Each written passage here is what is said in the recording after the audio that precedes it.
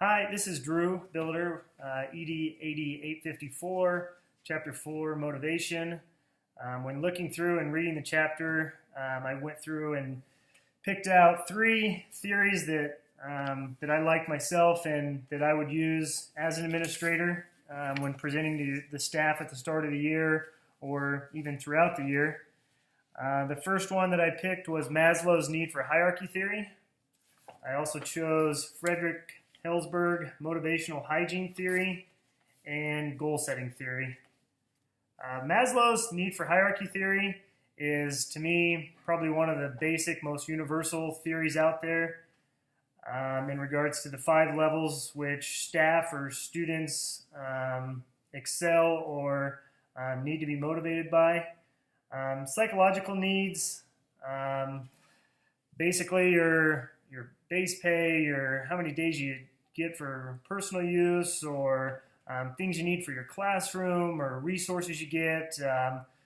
That's something that needs to be addressed right away so that teachers don't have to worry about that throughout the year. They need to know how many sick days they get, all those type of things. So throughout the year, they're worried about teaching and not those type of things. Also, safety needs. That kind of goes along with what I was just talking about as far as rules and regulations, your insurance plans, salary increases. Those things are something that I would talk about at the start of the year, let everybody know what time you need to be at school, what you do if you're going to take a day off, what type of insurance you get, how the pay scale works, what you do for lunch. If you need to use a school vehicle, professional days, all those things need to be addressed at the start of the year, and that way teachers don't have to worry about them. Another thing would be your social needs, as far as working with other teachers, staff members, working with coaches, also beginning and end of the year staff get-togethers. I think those are really important to create morale in the school.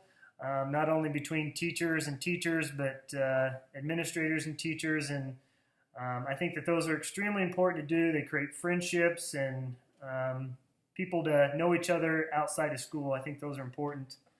And then esteem needs, as far as your job titles and your promotions. And I think those are important to let people know, kind of chain of command as far as hierarchy.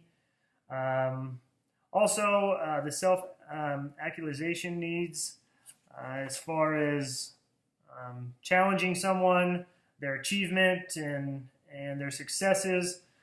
Without those basic needs, a teacher or a staff member is not going to be able to only worry about their achievements as a teacher and their successes of their students. They're going to be worried about other things. So until those basic needs at the very bottom are met, they're not able to focus on the most important thing, which is teaching students and their job. So they talk about Maslow's motivating people by satisfying their basic needs, and once the lower ones are met, they can worry about what's really important and what their reason for being there is. The next one is Frederick Herzberg's, their motivational hygiene theory.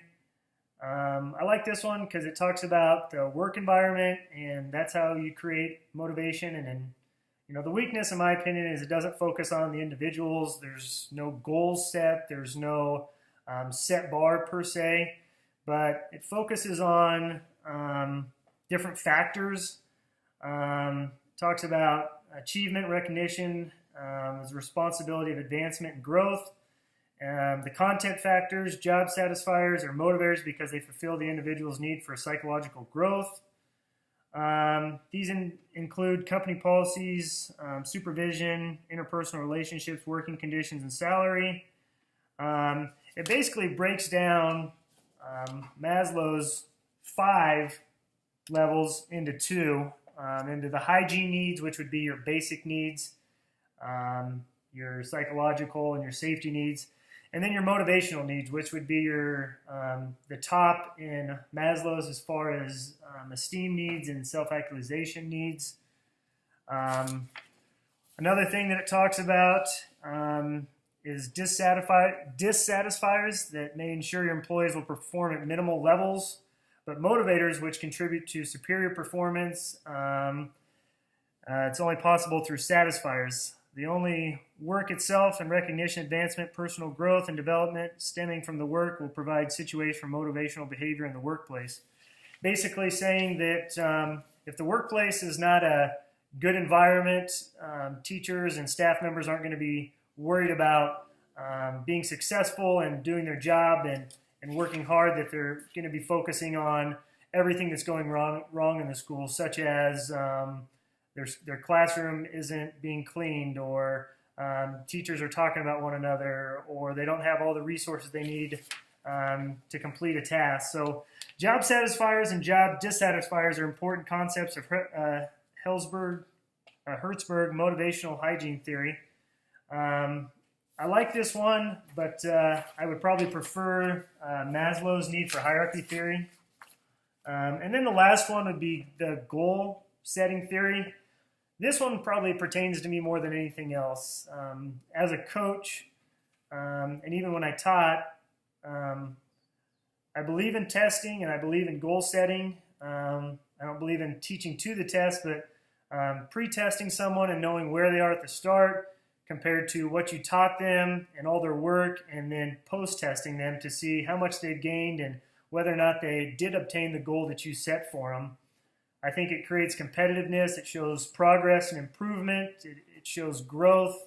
I think it inspires teachers and students to work hard and reach a certain point that was set for them. And without a bar, they don't know where they're supposed to get to. I know sometimes when you set goals in teaching and education that sometimes you don't meet those goals, and what do you do as an administrator if you set a goal and a teacher or that class can't meet that goal? What's the consequence or punishment? And I know that that's something that's really touching education. I know that sometimes when you set goals, the weakness would be that it makes people nervous. It creates anxiety. They don't focus on the teaching as much. They focus more on just the goal, and like I said earlier, just teaching to the test, and I don't think that's important either. But I like the goal setting theory because I like to know where people are or where a class is and how much they improved. I think that shows a lot. Some things they talked about in there were difficult goals lead to higher task performance than easier goals. Specific goals lead to higher performance than vague goals, such as try hard and do your best. I think sometimes teachers just they will just teach students whatever's in the book and go by the curriculum, and if they learn it, great, and if they don't. But I think if you would set goals for them, they would ensure that those kids learn whatever's in the curriculum or the content. They would make sure that they got the information so that they could be successful when they take tests. And the feedback appears necessary for your goal setting to work because it allows people to compare their performance against their goals. Like I was talking in sports, if I'm training a kid and he starts benching at 145 pounds and 8 weeks later he's benching 175 pounds, I can see his progress, and I guess I like to see the progress. I think that progress creates motivation. Some practical applications of these would be, like I said at the start of the year, Maslow's need for hierarchy theory, I think, would be perfect at a staff picnic where you let everybody know what's going on so that throughout the year they're not surprised by anything. I also believe that setting goals at the start of the year is very important for your staff. And then in regards to the motivational hygiene theory, making sure that you do create a positive environment will create motivation for teachers to be successful in a place that they actually want to work and come to school every day. Thank you, and hopefully you guys enjoy the video.